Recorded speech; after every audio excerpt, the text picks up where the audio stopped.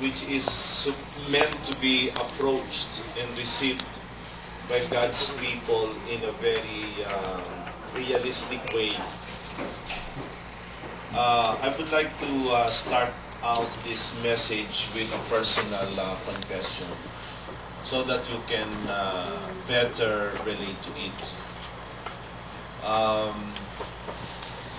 This season of consecration actually started out as a personal conviction. It started out as a personal conviction. It did not start out as a program. Typically, every program that we would launch in the church are all meant to be launched out as a program. We have programs, evangelism program.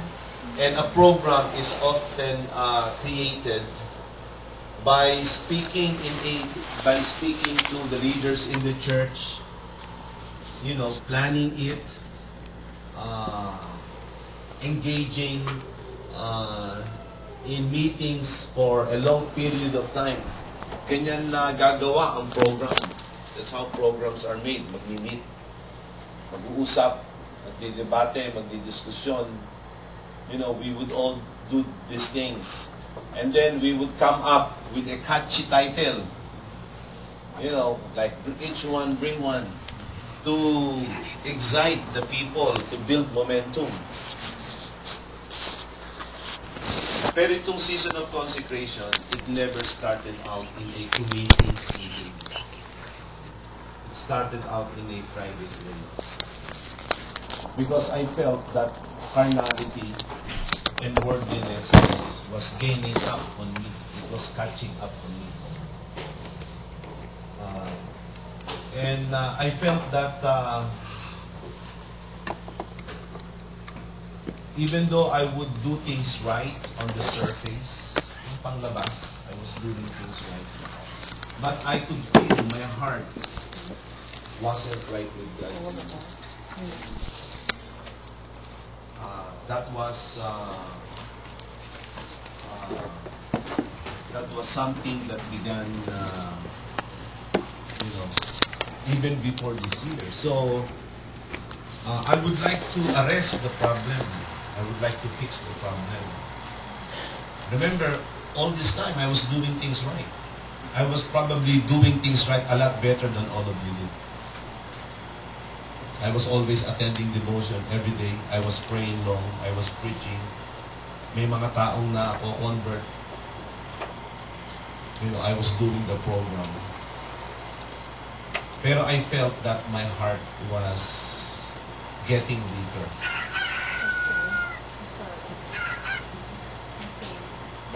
My heart was getting weaker. Combination of many things. The stress of the ministry. Samot-samo na ang dahilan. Samot-samo. And I wasn't happy about it. I wasn't happy.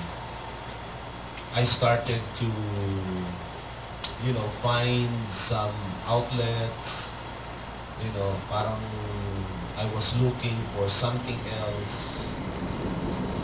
And at the same time, I knew I was, veering off. Alala yun na landas. Bear in mind, at the same time, if you will look at me, baka sabi nyo, hangaker pa sa Diyos. Pero ako nakakalam ng aking spirituality. Kaya, sinasabi ko sa inyo ito, para makita nyo sa sarili niyo. Halimbawa, ako nagdi-devotion everyday, kayo hindi. Ako, lalo na kayo mag-concentrate. And I am not saying this to you to ask for sympathy. I don't need your sympathy. I am not a beggar. I don't need sympathy. I don't need pat in the back na you're gonna be okay. I'm okay. Pero at that time, I wasn't okay. I was putting up a mask. I was very professional. I was very professional Christian. Pero my heart was so wrong. Naalala ko yung awit ni Gary Valenciano. My mind may be right, but my heart was so wrong. Yeah. And then I realized that the church in South Bay was, in general, wasn't going in the right direction. Again, don't get me wrong, South Bay is the most progressive church. We're averaging 200 plus. The brethren are so faithful. Yeah. Pag dumano ka ng South Bay meeting, you could feel the electricity. Minsan nga, parang ako nag-over dito pagka wala kayong kaimik-imik eh. Yeah. Wala kayong eye contact sa akin doon. Kahit ako tumitira ng rebuke, naka-eye contact sa akin. Yeah. Very open ang spirit. Okay ang church. Okay ang church. Pero, nare-realize ko na if we want to enjoy more the power of God, we need to get our act together. And so, when the apostle said, in passing, South Bay needs revival, that was my cue. I took it upon myself to begin seeking revival. And so, I started praying more intensely and being more forthright, open, you know. And I fasted for 5 days. The first 3 days, major, no water, no food. That was the first time. I had already several days of fasting even years before. Pero that this year, I felt that fasting must be major. So I fasted for 3 days, major fasting. And I accompanied it with public confession. So I first confessed my sins to the elders in the church, to my fellow ministers. And like Moses, I also confessed the sins of my church. Confessed the sins of my church.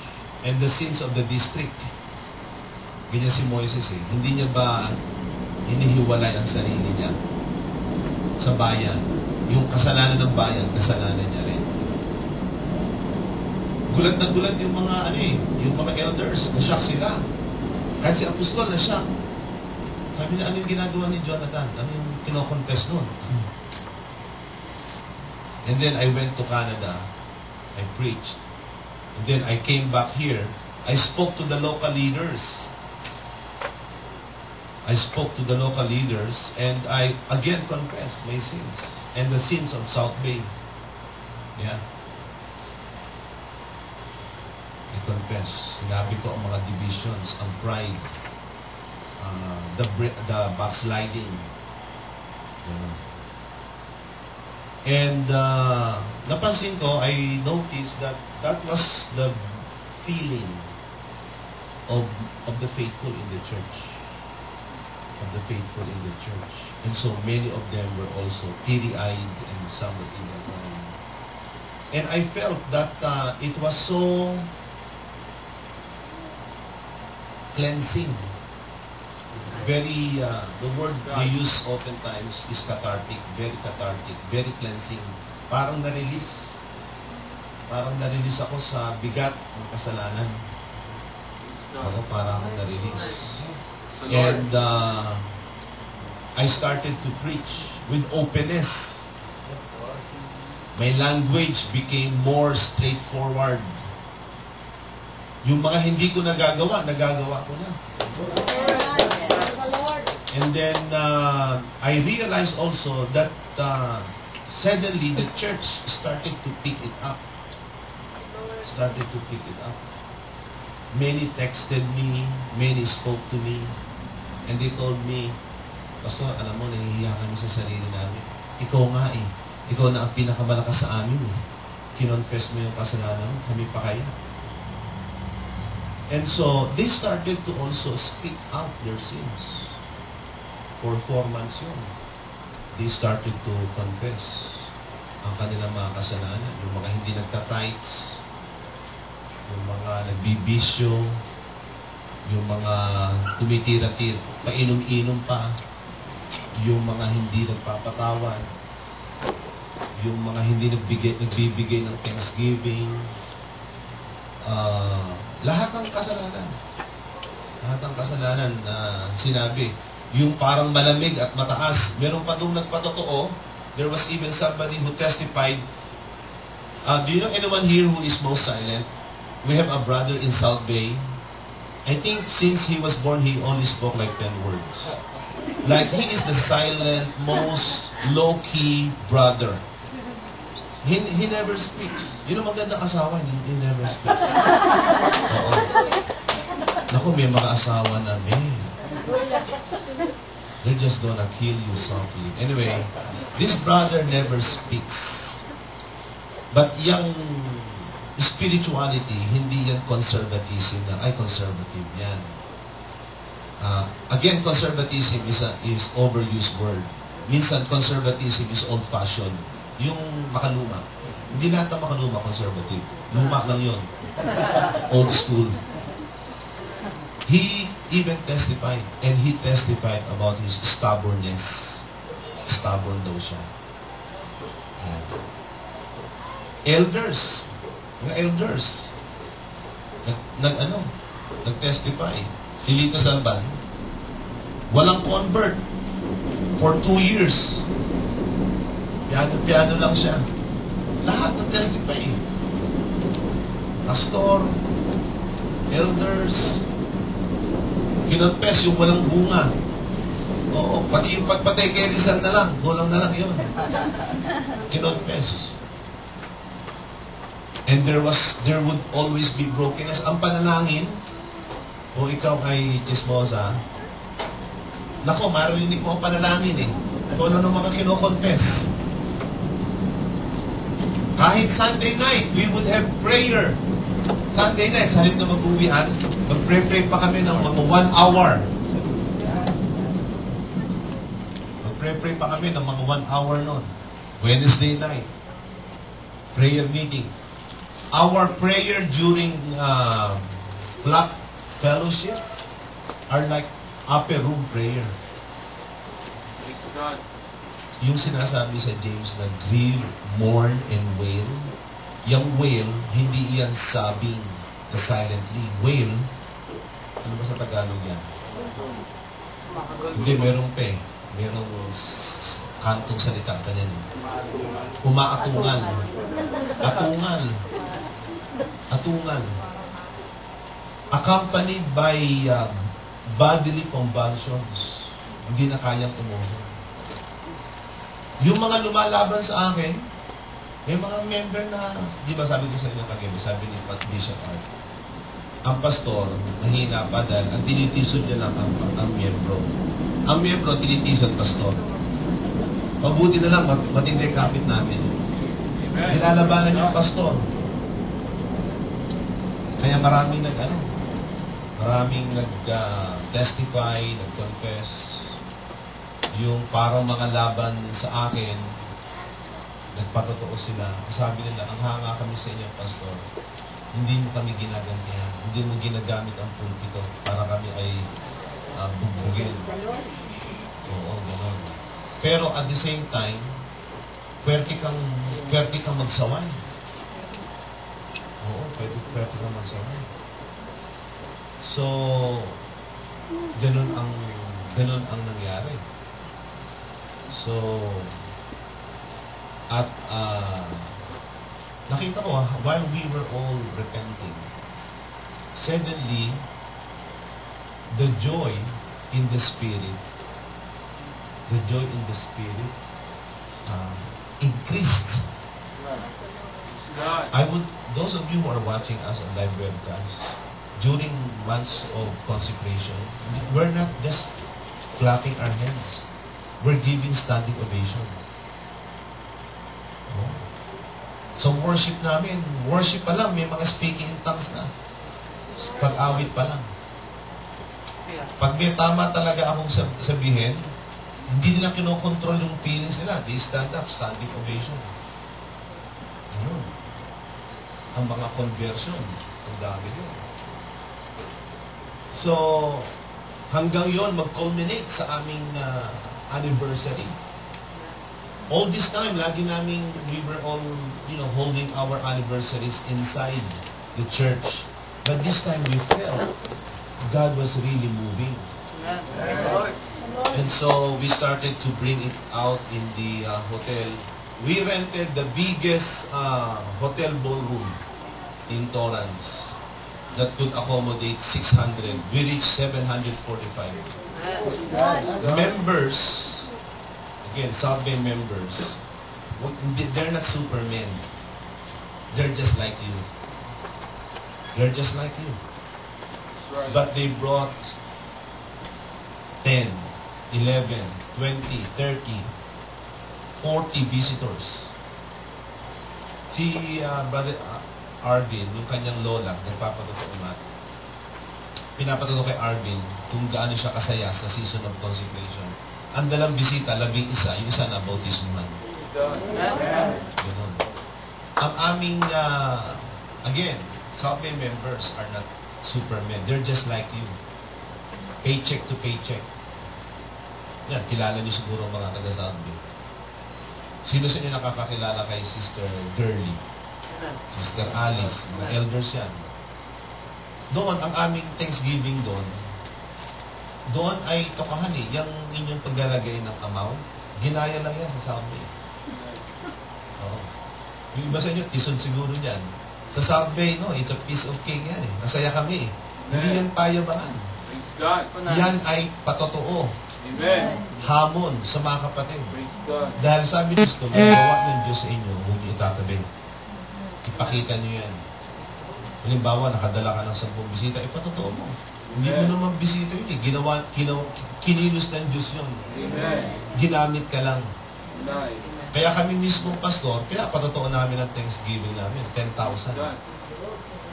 $10,000 ang aming Thanksgiving. Ang bisita ko, 5. May isa akong bautismo. Praise God. Silipin mo yun. Kaya ang bigayan sa South Bay, 30,000. Mga single working, 6,000, 2,000. Kahit ang mga visitors, ang pinakamahinang bigay, $100. $100.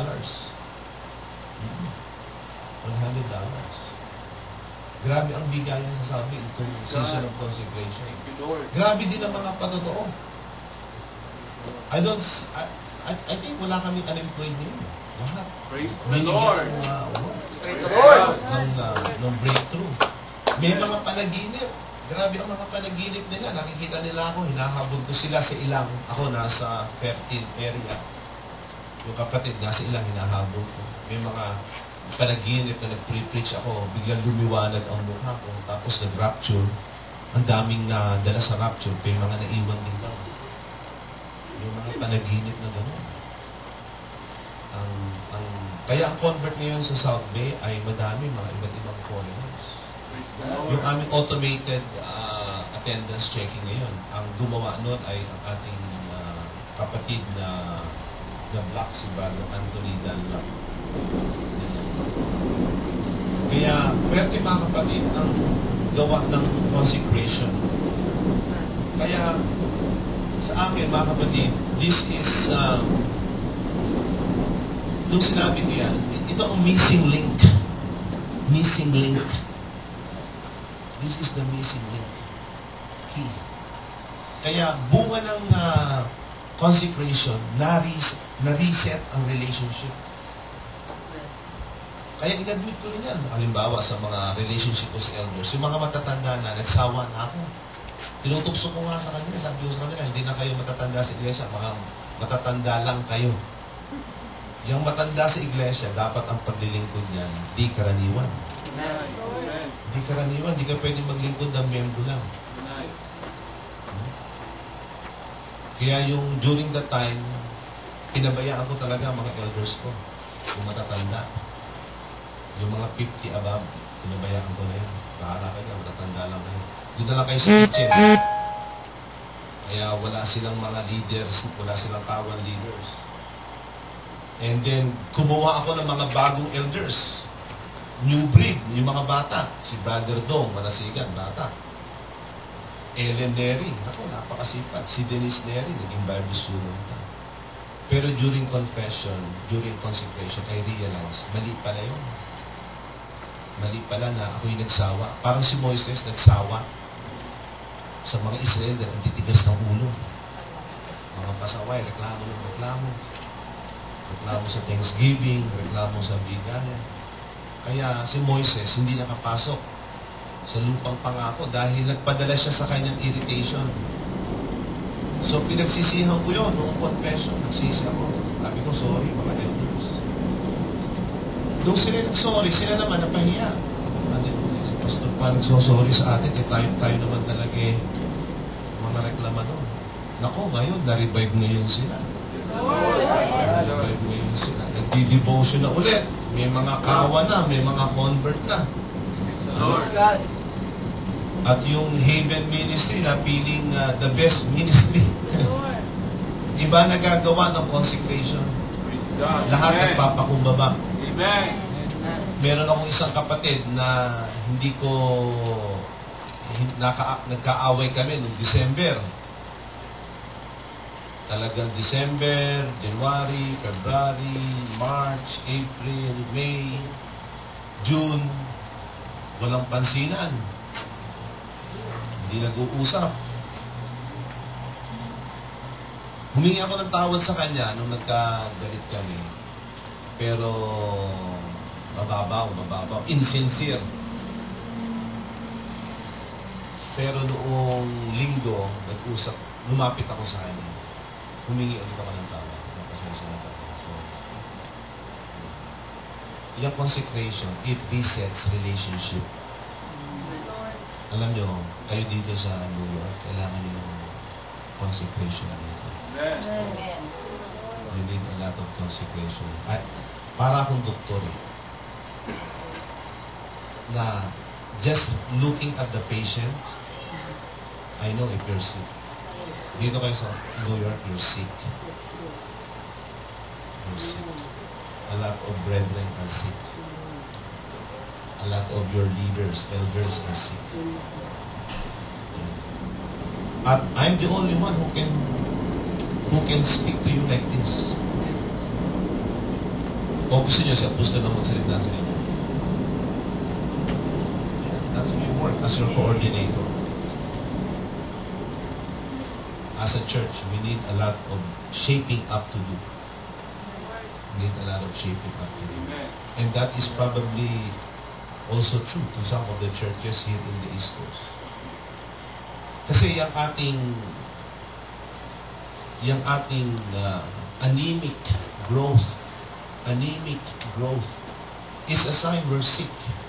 Nag-atrophy tayo. The muscles are not growing. Yung spirit na iba, kahit sa salita ng Diyos. Nako, ngayon, maniwala kayo, we start on time. The focus of the brethren on the message is right there. Yung pakikinig ng salita ng Diyos, yan ang isa sa mga litmus test ng spirituality. Pag hindi ka makatake ng pagsaway, carnal ka. Oo. Yung during mensahe ay paalis-alis, mas mag-aalaga ng bata para hindi tamaan ng salita ng Diyos kung saan pumupunta. Nako, lumang tugtugin na yan. Carnality yan. Alam mo ang mensahe, pag sobrang tindi,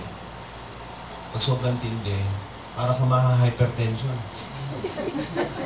Pandidilatan ka pa ni Pastor. Kaya gusto ko eye to eye eh. Hindi kang eye to eye. Diyan mo makikita. Sabi nila, the eye is the window to the soul. Pag hindi makatingin sa akin, oh man, this guy is sick. Kaya sasabi, you know how I teach, those of you who are watching live webcast, meron pa akong pinapaulit na salita eh. Okay, say to the one next to you, I'm gonna consecrate. Yung hindi yung ayaw mo consecrate, hindi makatingin dun sa kausap eh. Okay, pangongo. What? Lito mo nga. Kasi kung meron mang maglilinis sa atin, mga kapatid, ang salita. Amen. At ang salita ng Diyos, kailangan. Kaya si Brother Arvin, nag-uusap kami kanina, sabi niya, alam niyo, Pastor, ngayon, wala na akong pinapaliwanag. Kung ano lang sabi ng salita, yun lang ang sinasabi ko. Eh, mayroon siyang point na sinasabi sa akin, oo nga, ano? Oo nga, ano? Sabi niya sa Old Testament, kahit na tao ng Diyos, pinapatay ko, isang kasalanan lang Tayo sa New Testament, biyaya ng Diyos. Isang kasalanan natin, hindi tayo tinutumba. Bagamat sabi sa Hebreo 13, huwag niyong kalilimutan, God is a consuming fire. God is a consuming fire. Ang Diyos ay isang mapapugnaw, mamumugnaw na apoy. Kaya yung consecration, mga kapatid. Alam mo, sabi ko sa, may mga magagawa tayo. Ako, I'm not preaching and testifying para makuha nila. Alam ng mga magagawa niya. Nung sinishare ko ang mga testimony sa amin. Sabi ko, do not hold a season of consecration in your church unless you yourself is convinced, ikaw mismo, yung manggagawa mismo, kailangan ng consecration. Kasi kapag ang dating yan ay program lamang, mahina yan. Magiging faddish. It's just a fad. Seasonal thing. Pero once it comes to you in a very convincing, ikaw mismo, you need it. Mas malaki ang dating niya. Mas malakas ang dating niya. Kaya sa South Bay, sinabi ko, South Bay, kailangan natin ng consecration. Kailangan natin mag-consecrate. If we want to grow bigger, if we want to enjoy the closer communion with the Lord, we need to consecrate. Kasi ang consecration, ang ibig sabihin niyan, cleansing.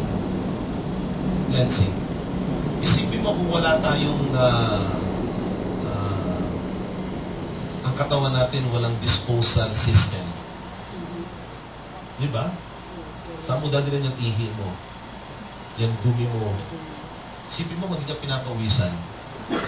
May sakit na ganyan, hindi pinapawisan. Isipin mo kung hindi ka maka-jingle, hindi ka makatuloy. Saan mo dadalhin yan? Mamamatay ka din. Mamamaga ka. Oo. Ganyan ang church na walang consecration. Ang nangyayari, puro ka pa imbabawan. Puro ka pa imbabawan. Kaya it's sickening. It's revolting. Alam mo si Lot. Si Lot. Sabi sa sa 1 Peter si Lot, nung makita ang karumihan ng Sodoma at Gomorrah, he was vexed in his soul. Napighati ang kaluluwa. Alam mo, pag walang consecration ng church, ang unang nabibighati, ang Espiritu. Ang Espiritu ng Diyos. We are grieving the Holy Spirit. Kaya ang sabi ng kasalanan, do not grieve. Kailan nag-grieve ako? Kailan nalulungkot ang Holy Spirit? Yang walang patumanggang pagsaway. At kayo mga magulang, you are in the best position to understand the feelings of God and the Holy Spirit. Magkaroon kayo ng anak na pasaway. Sige, magkaroon kayo ng anak na pasaway. Sino sa inyo hindi nasasaktan? Pag kayo may hypertension, tumataas ang blood pressure. Naalala ko nung kami mga siraulo ng bata. Oo, loko din kami ng bata Sabi ng tatay ko, nako, papatayin niyo ako ng maaga. Dahil ilang lalaki yon, 4. Sabi niya, papatayin niyo ako ng maaga. Buti, nagtinuding kami. Hindi kayo buhay pa si Apostol. Oo. Ang Holy Spirit ang unang nag-grieve. Kayo mismo, yung grieving, yung sorrow, yung godly sorrow, darating niya sa consecration. Kasi ipapamukha sa inyo ng Holy Spirit na, anak, this is how bad you have become. This is how errant you have become. Ganyan kakasama. Ganyan kang naging kasama. Alam mo, noong panahon ng consecration, I even asked forgiveness from my daughters. Oo. Umiyak ako eh. Dahil, siguro, dala na ng hirap. Ang hirap pala mag-fasting na itong walang tubig. Oo. Para akong SpongeBob na wala sa tubig. Under the sea. Ang hirap. Eh, nag-preach na ako noong umaga. Nung hapon, hindi ko maintindihan ang katawan ko kung ano nangyayari sa akin. Ang hirap pa rin walang tubig. Ano? Eh, second day ko na yun. Talagang, siguro, dala na ng hirap. Iyak ako eh. Iyak ako sa panalangin. Iyak ako. Eh, pinatawag ko si Mira. Sabi ko, patawarin yung ama ninyo. I'm not a good father. Sabi ng mga anak ko, why, Dad? You're so good to us. Hindi, lahat eh. Hiningi ko ng tawad sa Panginoon. Pati yung kasalanan ko nung high school, lahat. Lahat ng kasalanan ko. Parang ipapamukha sa iyo ng Diyos. You've never been good except for my goodness of Diyos. Parang yun ang pinaknawa sa akin ng Panginoon. May mga crying spell kami nun. Pati sa church. Pero ang hagugulan nun. Pero at the same time, walang judgmental attitude. Walang nag-uusap-usap na, grabe yung patotoo ni brother, kanina. Walang ganun. Kasi parang lahat naghihintayan lang kung sino ang next na magte-testimony. Oo. Ganun. Kaya every midweek may 3, 4 na magte-testimony. It's cleansing. For 4 months, we felt the Lord has cleansed us. Yes, God. Oo. Thank you, Lord. And God moved. Naalala niyo kagabi, sabi ko, na kailan mo makikita na ang Diyos parang absent.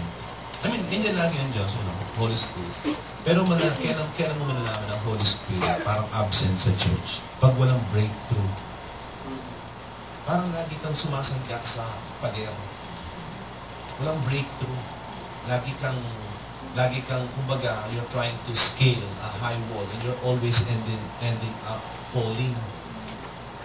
Ngayon, mga kapatid, walang tigil ang breakthrough sa Southgate, sa individual na buhay, sa church. Parang ang Diyos, nariyan. Tutulungan ka. Tutulungan ka. Parang bibigyan ka ng karunungan ng Panginoon. Pero at the same time, ang Diyos din gumagawa sa, di ba lagi natin bukang bibig natin yan? Maglilinis. Maglilinis. Ang Diyos pala, pag maglilinis, hindi mo kailangan mag-witch hunt. Ako hindi ako nag-witch hunt eh. Hindi yung, sino kaya rito ang loko na? Hindi. Malalaman mo na lamang, lumalakad sa kasalanan, then inaalis. Malalaman mo na lang, lumalakad sa kasalanan, inaalis. Kaya hindi mo kailangan maging like a Pharisee. You don't need to be a witch hunter.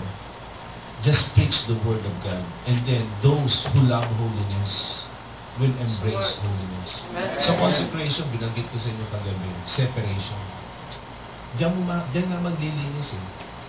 Alam mo, sa panahon ng consecration, diyan mo makikita ang karnal. Diyan mo makikita talaga ang spiritual. Yung sa Diyos at sa kaaway. Yung sabi sa Revelation, diba? Sabi, yung banal magpapakabanal, yung liko magpapakaliko. Diyan mo makikita yung sa consecration. Pag walang consecration, akala mo lahat maayos. Maganda ang damit, nakangiti, mababait, polite, courteous, pleasant. Kasi hindi pa nasusubok sa apoy eh. Hindi pa nasusubok eh. Subukin mo yan sa consecration. Diyan mo makikita. Kaya sa panahon ng consecration, yung mga talagang wala sa Diyos, hindi na nagsimbahan. Hindi na nagpuntahan sa simbahan, hindi na nag-church. Hanggang ngayon, hindi na nag-church. Alam mo ginawa ng Diyos? Pinalitan sila ng bago na mas makatapat. Yung new blood. New blood. Kasi sabi ng Panginoon Jesus, yung old wine cannot be put in a new wineskin. Kailangan natin mag-adapt. Kaya after ng consecration ko, ang series ko, change. Pag hindi tayo mag-change, kahit sa paradigm, sa approach. Ano ngayon ang approach ni Apostol? Intensification ng evangelism. Pag hindi ka nag-PPE, karnal ka. Kasi yun na ngayon ang new form. That's the new... Pag hindi ka maging compliant, Kumbaga, jukebox, di ba? Yung mga lumang jukebox, tumutunog pa ngayon eh. Pero hindi ka na compliant. Ang bago ngayong paraan ngayon ng paglilingkod, intensification. Intensification. Sa evangelism, prayer, giving. Kasi kung titinan mo, ang Panginoon darating na. Second coming na. O rapture na, anytime. Saan ka pa mag-iipon? Iipunin mo yung para dito. Saan mo pa aaksaya ng buhay mo? Eh, darating na pala ang Panginoon. Ang Panginoon naman, hindi ka pababayaan ng Panginoon. Hindi ka kalilimutan ng Panginoon. So, yung consecration, masasabi ko, reset. Siguro that's the plainest, pinaka-plain word that I could share to you. If you want to have renewal, you consecrate. Begin consecrating. Begin consecrating. Now, how do we begin consecrating? Again, inilagay ko yan sa ABCD. ABCD. Okay, so that you can fully understand it. Number 1, o letter A, not number 1. Acceptance. Acceptance. Yan ang ating unang gagawin. And that's acceptance or admittance. I think admittance is better. Admittance of guilt. And that's the hardest, let me tell you. Ang hirap niyan. Your instinct of self-preservation will kick in. Paano ka naman? Ano na lang yung image mo? Ano na lang yung status mo? I don't care. I don't care kung malaman nila na, I have become carnal. In the end naman, sa Diyos ka haharap eh. You will not be judged. You will not be judging me. You're not my judge. My judge is God. Diyos lang ang maghahatol sa akin. Hindi naman kayo eh. Lahat tayo hahatulan. Amen. Kaya yung admittance of guilt is the hardest. And we can learn an example from the prodigal son. He accepted his guilt. Look at that in Luke 18:13. Nung ma-realize niya na siya'y nagkasala, Luke 18:13. Sorry, that's the tax collector. But the tax collector stood at a distance. He would not even look up to heaven, but beat his breast and said, God, have mercy on me, a sinner. Admittance of guilt. Yan ang unang-una ninyong gagawin. Admittance. Admittance of guilt. Sasabihin mo sa Diyos, I have sinned. I have erred. I have deviated from your ways. Young people, you can say, God, I screwed up. I messed up. Or I dropped the ball. Forgive me. I am this carnal. I am worldly. I am I am a hypocrite. Sasabihin mo yan sa Panginoon. And then, for an added boost, depending on the Holy Spirit's move in your life, confess your sins to the godly. Let me say it again. Confess your sins to the godly. Huwag mong i-confess doon sa feel niya lang, godly siya. Delikado, i-announce niyan. I-announce niya sa buong mundo, yung kasalanan mo, patay ka. Sapagkat, i-announce mo lang yan, sasabihin mo yan sa mga tapat. Kasi yung tapat, yun ang tutulong sa'yo na ma-restore ka. Amen. Kaya don't just approach anybody in the church and unload your sins. Baka matisod yun. Baka matisod. Kaya ako, kinonfess ko ang kasalanan ko sa ministro at sa mga ministry leaders. Hindi sa kongregasyon. Sa ministry leaders. Yeah. Look at that in the book of James.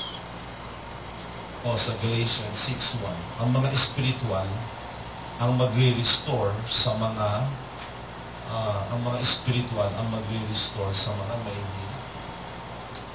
If someone is caught in a sin, you who are spiritual, should restore him gently. But watch yourself, or you also may be tempted. Sa James, mga kapatid, ang isa sa mga spiritual ay ang mga elders dapat sa church.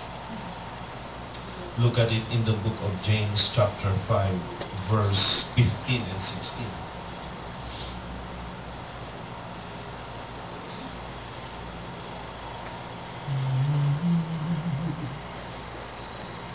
And the prayer offered in faith will make the sick person well. The Lord will raise him up. If he has sinned, he will be forgiven. Confess your sins to each other. Pray for each other so that you may be healed. The prayer of a righteous man is powerful and effective. Amen. Sino yung prayer of the righteous? Ang context niya ng elders. Ngayon, hindi lahat ng elders spiritual. Kunyari, hindi naman nagdi-devotion yung elders. Ang giving, parang miyembro lang. Hindi spiritual yun. Walang convert. Hindi spiritual yun. Okay, pupunta doon. Pumunta kayo sa elders na tapat. Amen. At ang pastor ay elder din. Oo, ang pastor, elder din yan. Basahin natin yan sa 1 Peter. Sa chapter 5, verse 1. To the elders among you, I appeal as a fellow elder. Yan. Halimbawa, wala kayong elder sa church. Eh di doon kayo tumakbo kay pastor. Assuming that the pastor is in the spirit. Ngayon, kung yung pastor ay karnal, punta kayo sa coordinator. Kung yung coordinator karnal, punta kayo kay apostol. Yun, sure na kayo nun. Amen. Sure na kayo. Pero palagay ko naman sa pastor, okay na. Pero ang mahalaga, confess your sins. Confess your sins. Okay? Huwag ninyong sasarili. Huwag kayong mahihiya. Kasi ang kagandahan, when you confess your sins, may accountability. May accountability. Halimbawa, mga kapatid, talaga, hindi ako prayerful. Ako'y nagsisisi, ako'y mananalangin na mula ngayon. So, yung mga tapat, pag hindi ka nakakapanalangin, paalalahanan ka. Sabi siya, Brad, naalala mo yung patotoo mo. Hindi ka nananalangin. Yan. So, maganda, kino-confess. Yung admittance mo. Diyan nagpapasimula yan. Sapagkat yung kasalanan yung tinatago, hindi ka pagpapanain yan. A sin. Even the sin that is reinforced in the mind. Kaya maganda yung salita ni Bishop Domingo, Pastor Dodoy. Alala nyo? Sabi niya, abort sin in your mind and heart. Abort. Pretty strong word. Like in Colossians 3, mortify or put to death whatever belongs to your earthly nature. So, the first road to consecrate to repentance is admittance. Amen. Admittance. Ang ginawa ko noon sa South Bay, iba kami mag-pray sa South Bay. You know what I do? I literally coach brethren. I coach brethren to speak up louder but don't shout. Speak up a little bit louder. And literally, do not mince with your words. Do not speak in English if you can speak much in English. Maganda, you speak in your own language. Sabihin ninyo ang kasalanan ninyo sa Panginoon. Like, isa-isahin ninyo. And never stop. Kasi sa Diyos, the moment you confess and repent, God will forgive you. Amen. But the problem is our own self. Our own self. Even though we have already said it, even though we have confessed it, but it takes time for us to receive the forgiveness of God. Hindi mo agad madadamayan na ikaw ay pinatawad. Hindi mo agad madadamayan. Bagamat truthfully or presuppositionally, theologically, like the the thief at the cross. The moment he confessed, God saw his heart. He was forgiven. When he died, he definitely went to heaven. But for us, hindi tayo mabilis makatanggap ng forgiveness ng Panginoon. So I encourage the brethren in South Bay to continue in a season. Amen. Kaya tawag yan ay season, indefinite. Amen. Maaring for a person, probably it would take him 1 week. 1 week. To feel, like really feel it Amen. intuitively in your spirits that God has already forgiven you. Magkakaroon ka ng sense of peace ba? Amen. Amen. Kasi yung mere crying is therapeutic. Medicinal yan. Pero iba pa yung spirit. Meron naman tinatawag na counterfeit revival. Sa panahon ng mga Great Awakening ni Jonathan Edwards, may counterfeit revival which was just emotionalism. Yan ang danger. When we are simply shedding alligator tears. Like si Esau, he sought the blessings with tears, but he was never forgiven. He was never restored to his right as the firstborn of Jacob. You can cry with tears. Si Judas, nagpakamatay pa out of intense anguish. Kaya sabi sa Corinthians, meron tinatawag na worldly sorrow. Kaya, huwag kayong magmamadali. Let's say, 2 weeks. Ang theme lamang ng prayer ninyo. Don't even ask for anything. Don't even ask, Lord, bless me with work. God knows you need work. Just make your theme repentance. Hingi lang kayo ng hingi ng tawad. Amen. Yung malaki, maliit na kasalanan ninyo. When you repent from your sins, sincerely, in the book of Acts, it says there in 3:19 that times of refreshment will come from the Amen. Lord. Times of refreshment. The Lord will release you, unshackle you Praise the Lord. from whatever is burdening you. In a way, you will be rejuvenated. You will be released from whatever is pulling you down and keeping you. And let me tell you this. You hear me out on this, brethren here.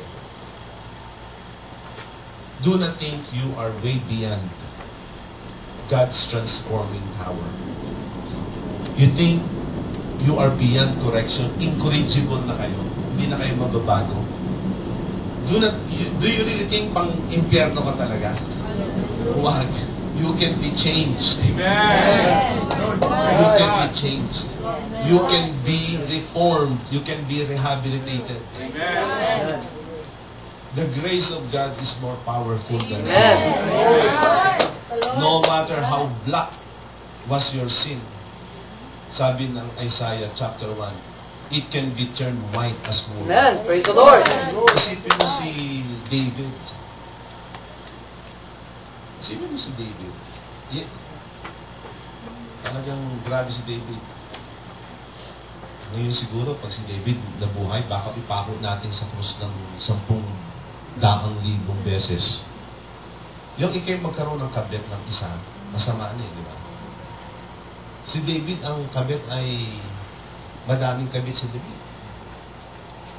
Yung kanyang anak si Solomon, minana yung concubinage legacy ni David. May mga concubine din si David. Pumatay. Pumatay. Marami siyang error Pero, ang anak ng tao, ipinangalan pa rin kay David, son of David. Tonight. Yung kanyang throne, yung pa rin ang itinuloy, the throne of David. Amen. Bakit? Iba ang pamantayan ng Diyos. Amen. God can transform you. God can change Amen. you. Thank you, Lord. Lord, yung kasalanan, mga kapatid, sabi nila, yung kasalanan, it has no power on its own. It has no inherent power. Sabi nila, yung kasalanan, it's like rust. It's like rust. Rust cannot exist on its own. Parang sira ng ngipin. Di ba? Cavity. Pwede ka ba magkaroon ng cavity kung puro gilagid ka? Hindi na, may ngipin. Kaya tooth cavity, di ba? Ganyan din, rust. Di ba? Kailangan may metal. Ang sin cannot exist on its own. Okay? Kaya in a radical way of apologetics, the presence of wrong reinforces, pinagtitibay, the presence of what's right. Di ba? Make sense? Are you thinking with me? Amen. Oo, halimbawa, paano mo malalaman na yung 1 plus 1 is equals to 4 ay wrong? Paano mo malalaman? Because of the standard that 1 plus 1 is equal. In other words, you must have the existence of what's right Right. to call something as wrong. Paano kung non-existent yung right? So you cannot call anything, wrong in the absolute sense. Kaya kapag kaalisin mo na yung absolute standard, everything becomes relative. So what's wrong to you might not be wrong for me. Ganyan din, mga kapatid, ang kasalanan. Ang kasalanan, dumidikit lang sa atin yan. Pero as far as God is concerned, we have a lot of good in us. We have a lot of good. Lalo na if you're a child of God, the Holy Spirit is in you. The teachings, kung sabi sa Titus na binanggit ko sa inyo, the knowledge of truth that leads to godliness, nasa sa atin yan.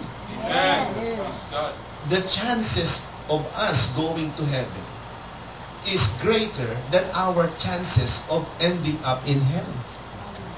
Ang talagang mapupunta lang sa impyerno, yung hindi nagsisisi. The unrepentant. Sabi sa Romans, you are storing up wrath and anger on the day of judgment. Nag-iipon daw ng galit. Yun talaga ang mapupunta lang sa impyerno eh. Yung hindi nagsisisi. Now, speaking of repentance, mahirap bang magsisi? Mahirap bang magsisi? Is it difficult? Is it impossible to repent? Eh, di ba sabi sa Romans 2, the kindness of the Lord, His tolerance, forbearance, lead us to what? Repentance. Amen. Kahit hindi ka maglingkod, ang Diyos, magpapakita pa rin sa'yo ng mabuti. Amen. Yun nga ang daya eh. Yun ang daya. That's the deception of the enemy. The enemy will tell you, see, even if you're not serving the Lord, you're acing the exam, see, you got promoted. Little did these people know that the goodness of God is actually an ultimatum. Sabi ng Panginoon, I'm gonna give you this much good. I hope that will bring you back to your senses. Come back to me. If not, basahin natin yan sa Isaiah chapter 1 verse 18. Come now, let us reason together, says the Lord. Though your sins are like scarlet. Kaya sa consecration, sasabihin mo yan. Yung pinakamarumi mong kasalanan. Huwag mo na isigaw, sabihin mo na medyo malakas. Iba yung nadadamay. They shall be white as snow.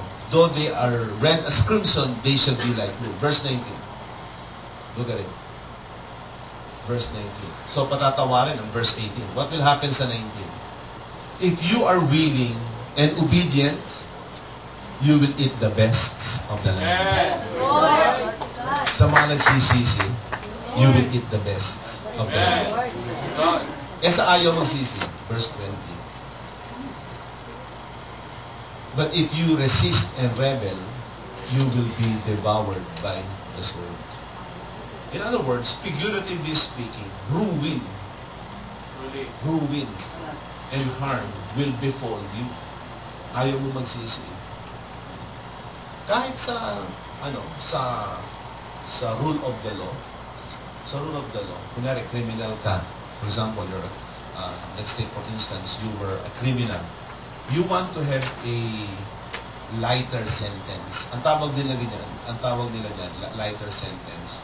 Ang gawin mo, ituro mo yung mga mo. You rat them out. Yan. Ayan, ito, kasama ko, ito. Yung lahat ng kasama mo, let's say 20 years, ikaw meron tinatawag na mitigating factors. Bibigyan ka lang ng 5 years. 5 years. Bakit? Nakikooperate ka. Nakikooperate ka sa Diyos. Oo. makikooperate ka sa Diyos. Ang titingnan ng Diyos sa'yo, yung iyong cooperation. Amen. Pagpapalain ka ng Panginoon. Pagiginhawain ka. Because the heavy burden of sin will be lifted up from your Praise the Lord. shoulders. God will accept you. So the way for repentance to happen is admittance. Number 2, brokenness. ABCD, madali lang yan. Brokenness. Sa brokenness, mga kapatid, kailangan natin ng brokenness. Look at it in Psalm 51 verse 17. Psalm 51 in verse 17. The sacrifices of God are a broken spirit, a broken, contrite heart you will not despise. Broken, contrite heart. James chapter 4 verse 9.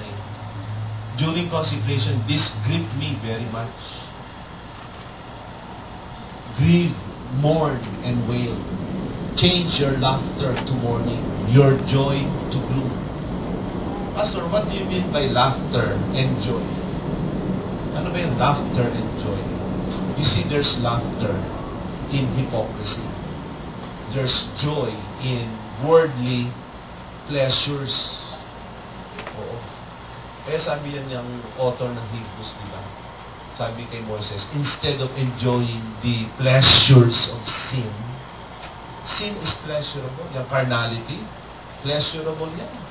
Because you get to indulge your senses. Ang sabi ng Panginoon, ng kasulatan, change your laughter. The laughter of merrymaking, the laughter of the flesh.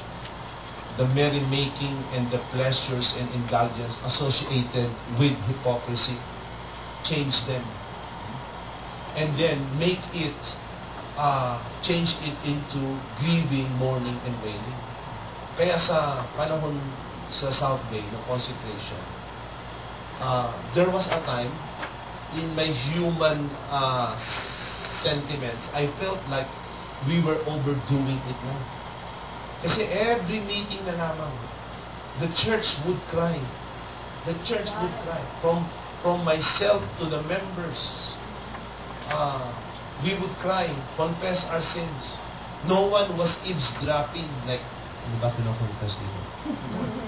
Literally, I have seen so many people na yung kanilang uhog at luha magkasama na.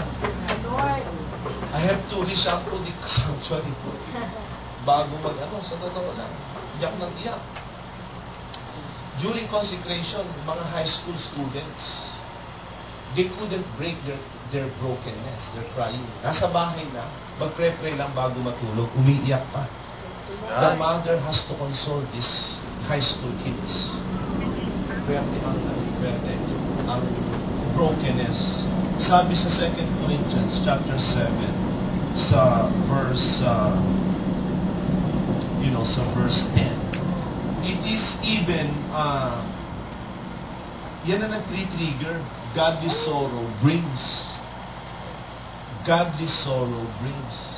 Parang godly sorrow precedes repentance. Yun muna. Mauna muna yun. Bago yung tunay na pagsisisi. Parang you will lose a little bit of your self-control and self-composure mo. Alam mo, yung nagsisisi, talagang, walang pakialam yan, kung sino nakakarinig. Basta siya, he wails and weeps and mourn for his sin. Kaya yung brokenness, mga kapatid, yan ang kailangan sa church. But then again, it's not just mere emotionalism. It is not shedding alligator tears. Oo. Sa akin, ang aking iniiyak noon sa Panginoon ay the wasted years. Siguro maraming sabihin, Pastor Joe, what are you talking wasted years? Ibig sabihin, as a pastor, meron ka pang mga panahong na aksaya. Kung titignan namin ang schedule mo hindi ka na ata humihinga. Isipin mo, nung Sunday pa lang Just I'll give you a day in the life of Pastor Joe. Sunday morning, I preached in South Bay. And then I flew to Sacramento 1 hour and a half. Doon ako kumain ng tanghalian habang lumilipad ng aeroplano. I landed Sacramento. Okay? Nag-travel kami close to 45 minutes. Nag-travel kami to Sacramento. I preached in Sacramento in the afternoon for 45 minutes. 8-hour dinner. Okay?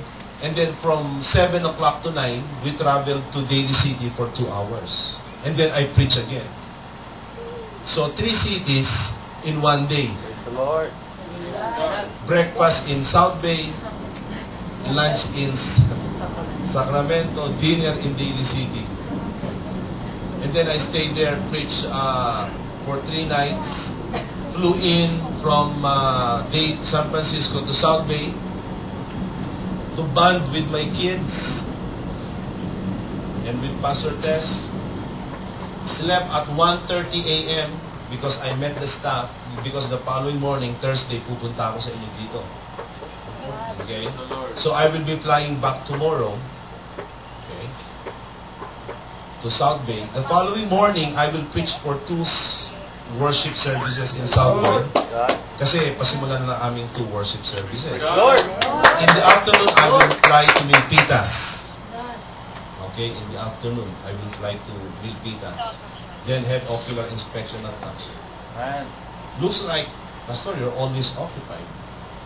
Not to mention, I write for the magazine, I teach in the Bible school, I pastor churches, I counsel people, I do pastoral care.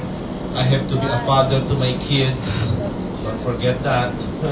I wear many hats. Looks like I have not wasted any time in my life here in the U.S. Pero once you realize yourself in the standard of God, I still see myself as a failure. And so I will cry, God, I have failed you. I have disappointed you. I know I have not been right in your ways. Yan, kaya magsisisi ka. Habang the more you number and look at your sins, the more you will feel vulnerable, parang natatakot ka. Paano kung ikay mamatay sa gabi, kunin ka ng Panginoon, hindi ka nakapagsisisi.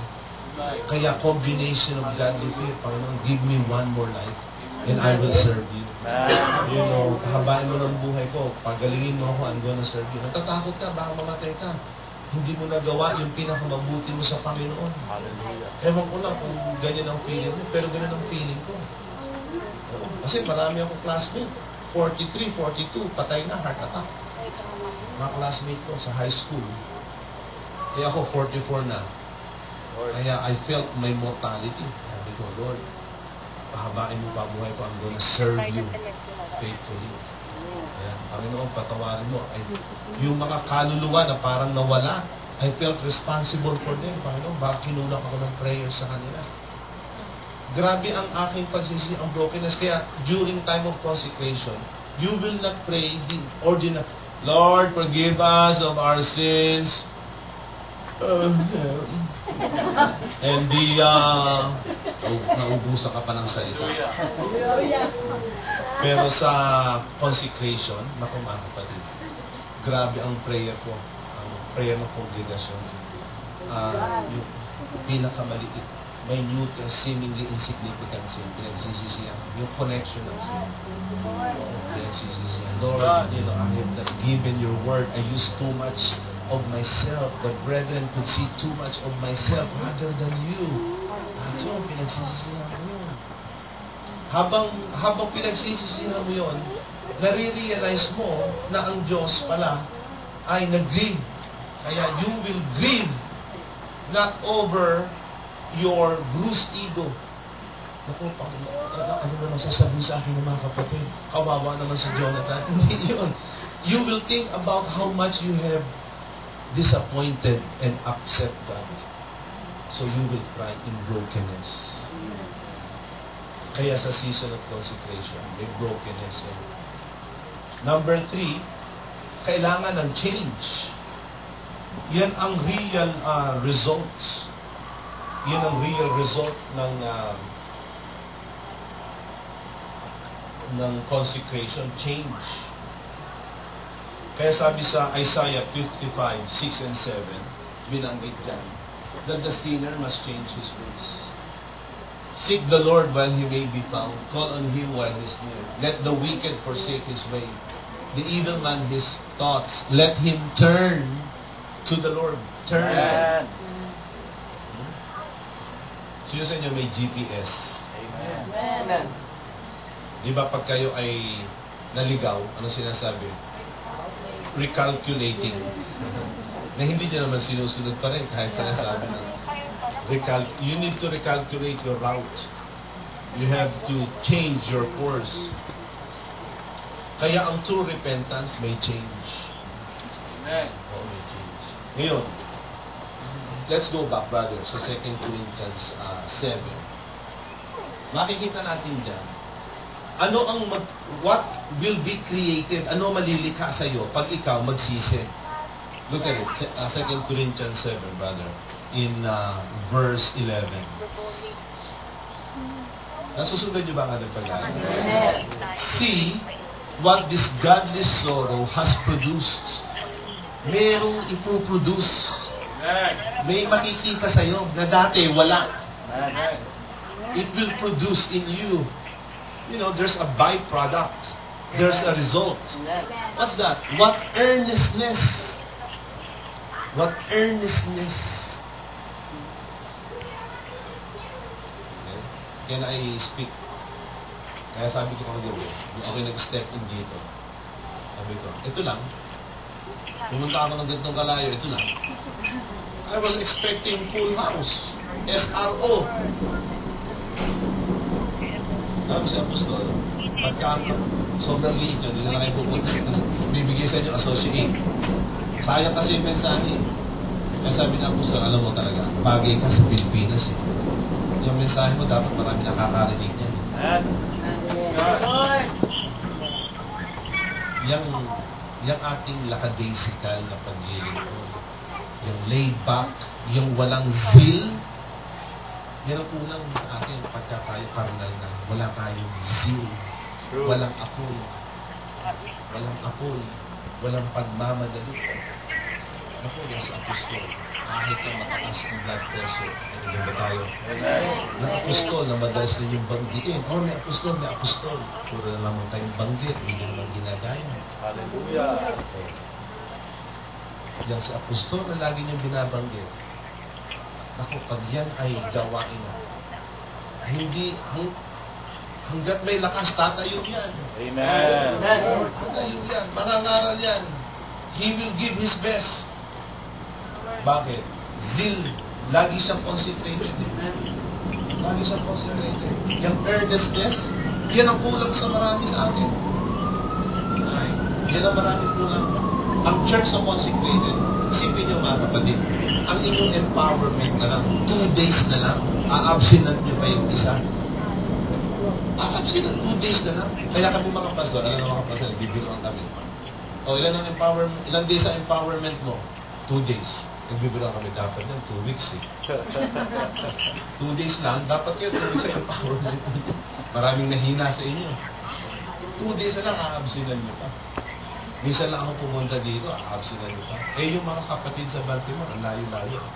Lord. Praise the Lord. Yung kapatid, 2 gabi, sunod-sunod. Ano ba siya name ngayon? Bagabu? Rico.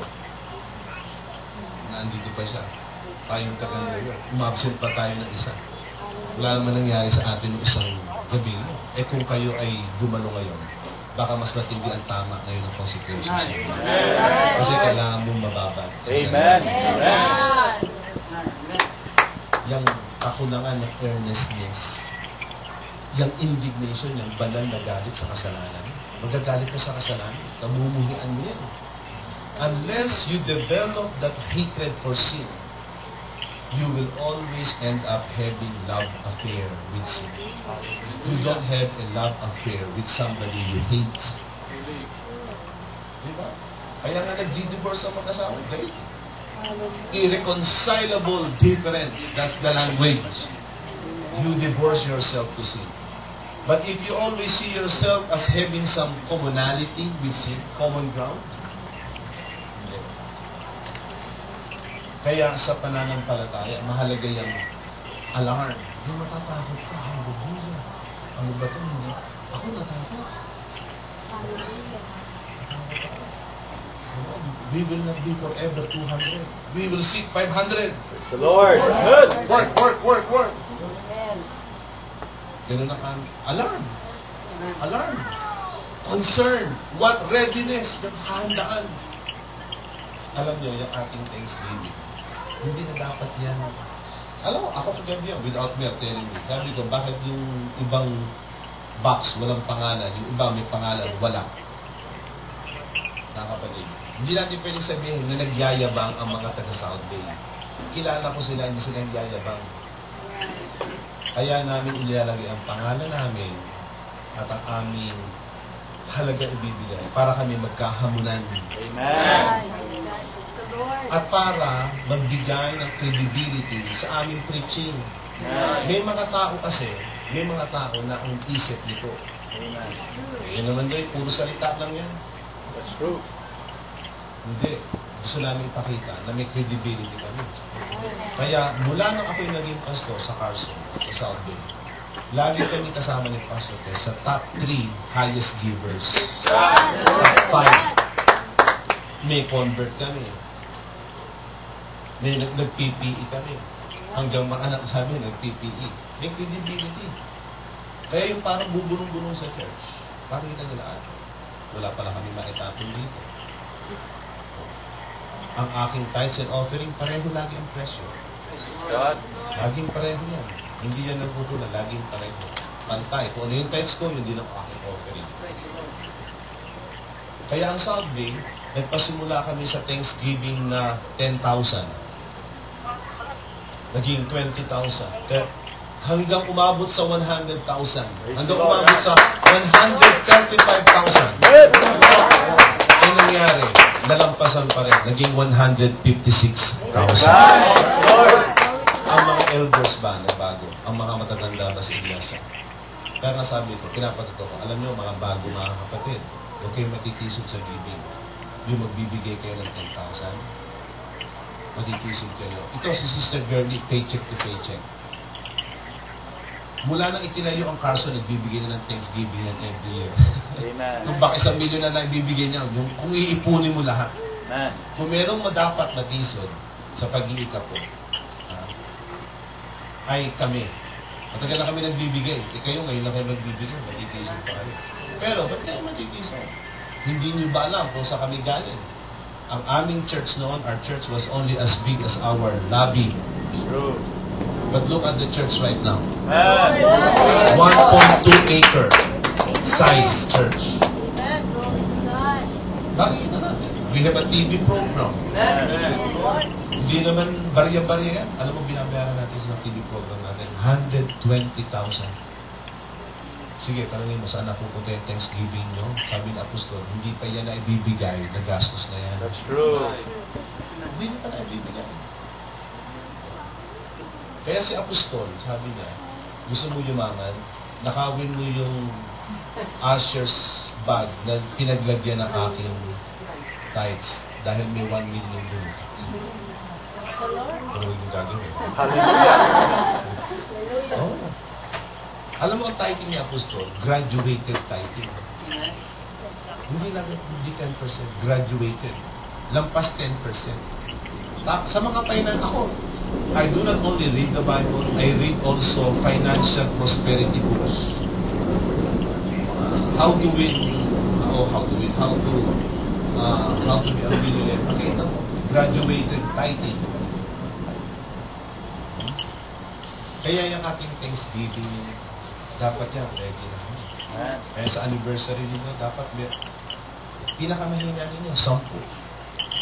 Sabi ni Brother Gerald, Brother Gerald, looks like your tens. Yeah, Pastor, I don't know if we will reach our attendance. What's your attendance goal? 150. Their average attendance is 40 in Los Angeles. You know they reach 170 something. Bakit? Consecration. You know, the first time I preached consecration, ang bilis nga ng LA. Pagkatapos agad ng prayer, lahat repentance, umuga yung building halos sa iyakan at confession. Nalinis sila. Oh. Yung crying and repentance, cathartic yan. Cleansing yan. Subukan mo talagang umiyak sa harap ng Panginoon na hindi ka pa nakakayak ng todo. Lilinisin ka ng Panginoon. Yung totoo. And then, you will change. You will change. Unless you change, there's no proof. And then last but not least, demonstration. Demonstration. Ano yung demonstration? Matthew 3:8. Matthew 3:8. Sabi diyan mga kapatid, produce fruit. You need to demonstrate. Produce fruit in keeping with repentance. You've got to have the fruit. You've got to have the result. Show me. Diba? Ano bang film yan? Kay Cuba Gooding Jr. Show me the money. You've got to show the proof of your repentance. Kaya yung sa aming anniversary, mga kapatid, ano talaga yun? Monumental talaga yun. Ang aming average attendance, 200 plus, 230. On a good day, 250. Pero we reached 745. Praise the Lord. Ang aming Thanksgiving, 156. Yung 100,000 cash. Cash yun. Na-remit na namin yun. Ang baptism namin, 20 plus na nalampasan namin. Malaki ang nagagawa ng consecration. Amen. At ngayon, nagpapatuloy, the momentum is there. And so we're preparing for the two worship. Alam niyo ang inyong attendance na 30, 25. Hindi dapat kayo tumatagal ng 1 year sa ganyan namin. Ideally, that's not a good sign. Now, for 1 year, you've never grown that. Hindi. Maganda yan. Meron kayong incremental growth. Sa yung Daly City, isa yan sa mga underdog sa North California. That's true. Ang Daly City. Ang malalakas lagi dyan ang Fremont, Milpitas. Yung Daly City, hindi nakapag-remit. Hindi nakapag-remit sa district halos yan dahil they could barely, eke out a living. Oo. Ang mga members, mahina. Pangalawa, pag may division sa church, yan na magpaparumpo. That will stunt the growth. Whether you admit it or not, pag may division, ang church hindi lalago. Yan. Hindi lalago. Pag mayroong malaking disparity of spirituality, halimbawa, sobrang tapat, then may isang grupo na sobrang karnal, hindi lalago. Division din yun, spiritual division. Dapat may uniformity. Amen. Hindi lahat lagi nasa 100. Pero hindi dapat masyadong malayo. Hindi dapat masyadong malayo. So, we need to produce fruit in keeping with repentance. Yung hindi nagpre-pray, dapat nagpre-pray. Yung hindi nagdadala ng yan nag-PPE. Yan ang rule talaga. Alam niyo mga kapatid, sabi ng Apostol, the rule for the church to increase is evangelism. Pag may evangelism, ma-convert, maturuan mo maging tither, yun ang magsusupport sa church. Amen.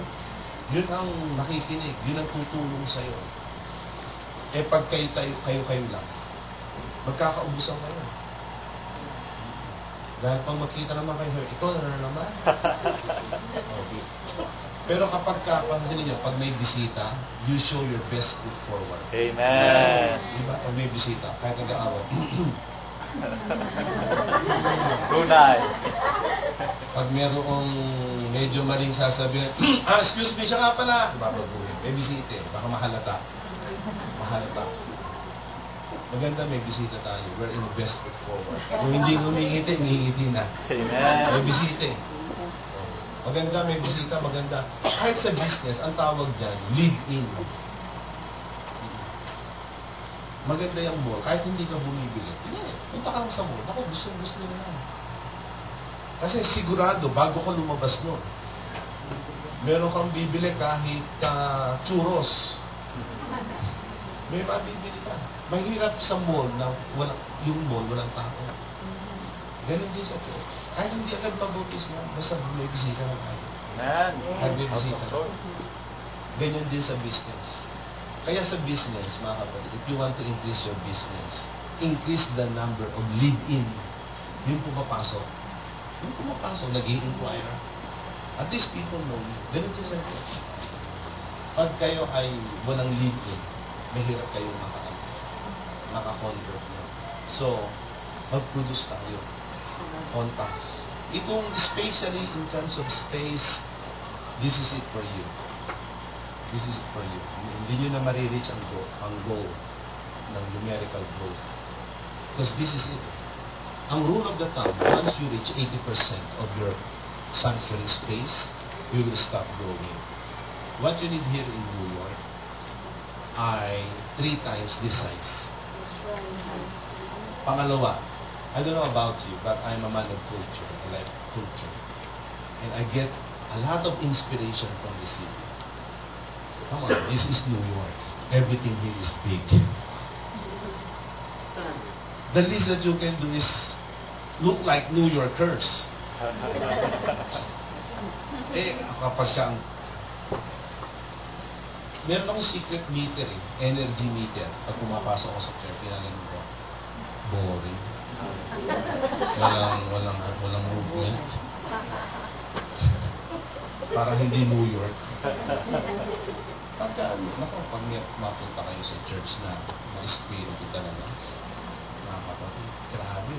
Everyone is jumping. Pumunta ako sa Dubai, kami ni Pastor Tess, na-imbitahan kami doon. Grabe ang biyahe. 18 hours.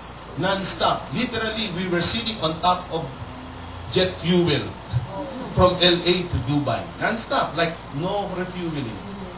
So, pagod na pagod kami. Dumating kami. Gabi. Sabi ng Pastor Alvin, Pastor Joe, punta tayo sa taas. Doon tayo kakain ng dinner. Gabi na yun. Mga 9 o'clock na gabi. Napansin namin na may nag-aawitan. Sabi namin, pambira kayo talaga. Ako yung rito, nagpa-practice pa kayo ba? Hindi kumikigil si Pastor Alvin. Naku, yung pala, binigyan kami ng Middle Eastern style of welcome. Yung parang sa mga chic, pag dumarating, may mga sumasayo yan eh. Belly dance. Oo. Wala namang belly dancer. Just dancing lang. In the spirit, with tambourine, and yung mga pagkain namin, nakahain doon sa harap. Sabi namin, pang chic yan, basta. Yung pala yun. Maapoy, ang church, yung welcome party, the whole church. Kaya akala nila, mag-preach ako. Sabi ko lang, thank you, and let's now eat. Gabi na yun eh.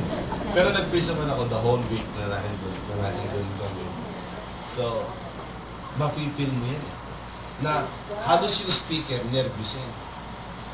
Kasi pagka malaki ang expectation, alam mo kami yung speaker, hindi yan nervous yan. Pero kapag ka parang walang expectation, wala. Kaya sa US, pagka dumarating mga bishops, patotoo ng mga bishops yun. Baklas kayo dito. Kaya sa LA, 1,000. Kita nyo sa LA? Ang goal ngayon natin next year, 2,000. Mark my words. Kung di pa dumating ang tayo, next year, 2,000 ang kuko natin sa LA Convention. Sagot na ng South Bay, yung 1,000. Yung 1,000 dahil ninyo. Kaya, there is fruit. Now, hindi perfect yan. Hindi perfect yan. Kahit sa panahon ng Israel, yung pamilya ni Achan, di ba? Nagnakaw. Not everyone will be in the same page, pero majority will be in the same page. You know what we need here in the East Coast? Sinashare ko nga sa mga pastor na ang kailangan natin, I'm using plain language so that we can understand. Ito, kailangan natin dito, yung tinatawag na wow factor. Yung it factor na pagpasok mo, hindi yung pagpasok mo na, hindi ka kakain. Yan, pila ko kayo yan. Nako, pag makakita mo ang malalaking church, may hiya ka. Bakit? Grabe ang mga ministry niyan eh. Territorial ang ministry niyan. Everything is laid out. Kaya yung tinatawag ng South Bay experience. Southern Experience, beautiful building, beautiful people, beautiful doctrine. Amen. Ako mismo, I am the proponent of everything that's beautiful. Kahit yung mga signage na baliktad, dire-diretso ko yun. Yung mga parking cones na wala sa likod, pinuturo ko. Because I am the epitome of what I preach. Kaya dapat ang mga churches natin, ang mga members natin, always think how we can win people, how we can retain people, how can we attract people. Kaya kapag ka ang mga testimony maaaring nila mag-breakthrough, hindi mahirap magpalago. Amen. Especially in our time today, people are looking for something ethereal and eternal. Something like out of this world. Kaya nga, we are trying to recreate them by fantasy. Sa Las Vegas, grabe sila mag-recreate ng reality. Halimbawa, Las Vegas, meron sila dung Eiffel Tower o Paris. Yung mga illusion shows doon, nare-recreate nila yung reality. Kasi people are looking for something out of this world. That's true. Ang church natin dapat meron yung parang ethereal presence. Yung parang, out of this world. Ang karaniwang patotoo ng mga bisita, sabi nila, pag kami pumapasok sa sanctuary, we feel like the arms of Jesus is embracing us. Parang merong out of this world experience, ethereal experience, na nag-preach ka, they feel like they're being fed, they're being strengthened, so they keep coming back for more.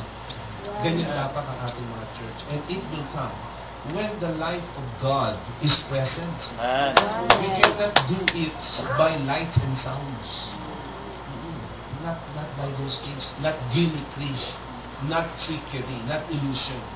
You want to have the wow, it factor in a church. Keep the presence of God in it.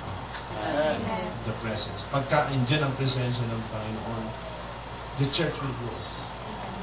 Kasi our leadership will only go as far as what? Encouraging you, but changing you. That's the work of the Lord. Amen. Let's pray. Lord, we pray that you will enable us to consecrate ourselves. Help us to realize, oh God, how much we have walked away from you, how much we have sinned. Naway mapagsisihan namin ang aming kasalanan. Makita namin kung gaano taas ang aming mga kinalagpakan. Ipakita mo ang aming mga paglilingkod na hindi namin nagagawa. Ang aming mga patong-patong na mga kabiguan. Ang aming mga paulit-ulit na mga kasalanan. Ang aming mga nakakasukang kapaimbabawan, Panginoon. Alisin mo sa amin ito. Ang aming mga katigasan ng puso na gaya ng Israelita sa ilang. O Panginoon, patawarin mo kami. Patawarin mo kami sapagkat aming ginawang ang gawain mo'y kahihiyan, Panginoon. O Panginoon, napakarami namin dapat pagsisihan. Nabuhay kami ng napakalayo sa iyo, nahiwalay sa iyo. Ama, naway, huwag kaming abutan ng aming mga kasalanan. Tulungan mo na kami makapagsisi, matalikuran namin ang mga bagay na ito. Lalo na dito sa New York, Panginoon, mahabag ka, dakilang Diyos. Naway, amin pong lubos na maunawaan ang pangangailangan namin, Panginoon, na kami ay magpakabanal. Amen. At ang kabanalan na ito ay hindi lamang yung parang kami mabait. Ang kabanalan ay nakikita, Panginoon, Amen. sa buhay mo na nahayag sa amin. Amen, Lord. At ang buhay mo, Panginoon, ay mapagtagumpay. Amen. Hindi namin pwedeng tawagin ang aming sarili na mapagtagumpay, gayong puno kami ng kabiguan. Wala kaming paglago. Wala kaming mga bunga ng katwiran kami. O dakilang Diyos, tulungan mo kami. Ni hindi namin mapuno ang lugar na ito. Gayong sana ito'y gaya ng araw ng linggo. Merong napaka-espesyal na layunin, empowerment. May espesyal na tagapagsalita. O Panginoon, subalit bulag ang marami sa amin. Matigas ang marami sa amin. At kung kami kabiguan, Panginoon, kami ang unang dapat sisihin. Tulungan mo na kami magbago, Panginoon. Sapagkat sinabi ng iyong anak na ang hindi nagbibunga kung tutuloy mo. At itatapo sa labas na doon ay mayroong aranganin at hindi ako. Kung pabayaan na kayo. Nawag positive ang ay mangyari sa mga araw na ito na ng Diyos. At hindi lamang ito mangyari bago ang anibersaryo, kundi magpatuloy ito. Tulungan mo na aming pigilan na yung paglalaro sa pananampalataya. Ngayong kami, Panginoon, ay basta mga nasasapat na kami makadalo, makapahinig. Panginoon, ang gusto mo sa amin ay magbunga. Magbunga ng pagsisisi. Hallelujah. Panginoon, sawayin mo kami. Pero sawayin mo kami na may karamdaman. Baka hindi namin makaya ang iyong sawayin. Baka kami makamatay. Baka kami makapahamak. Hawakan mo kami higpin. Hallelujah. Lord, ito po ang aming dalangin sa pangalan ni Jesus.